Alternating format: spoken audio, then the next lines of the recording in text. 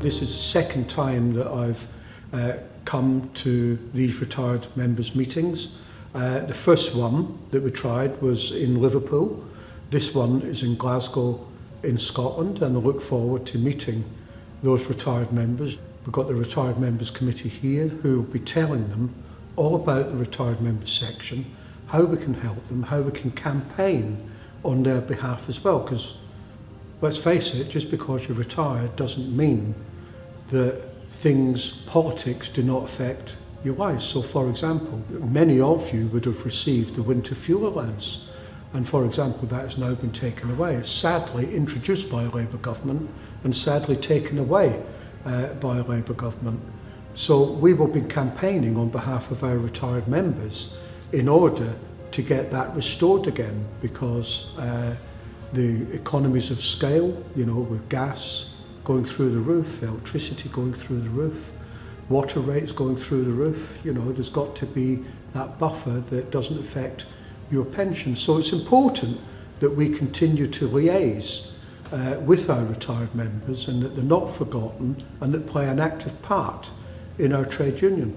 So we will be rolling this out in different parts of Great Britain and Northern Ireland, and I look forward to more meetings where we can talk to our retired members, whether it's in a social gathering or whether it's in a formal setting. But their views, we will take them into consideration, take them back to our executive, and we look forward to making your lives better in retirement. We're very proud of our retired members, and it's going from strength to strength. We started off with about 3,000 retired members, we're now up to about 4,000. So that demonstrates to me that people still want to remain active in this trade union, and we'll give them the tools in order to do so. So it's important that we continue to engage through the Retired Members Committee and speak, again, whether it's informally or formally, to our members, and take their views into consideration when we move this trade union forward, because we're going from strength to strength. The full membership is continuing to grow as well as our retired members are continuing to grow.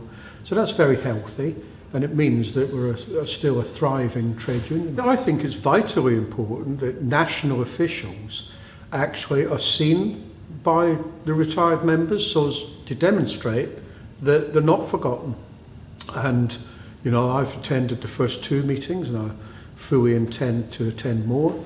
We've had Mark Fairhurst, the national chairman, attend. We've had Mick Pimlett, Dave Todd, vice chairman, and other members of the executive, and we'll continue to do that so as that our retired members get to know us, because it was a different era when many of them were in the POA, and there would have been different national committees in place then. So it's good for them to know who's looking after them, along with the Retired Members Committee as well. That I've got a broad brush. We've got members from Northern Ireland, Scotland, England and Wales on the actual committee.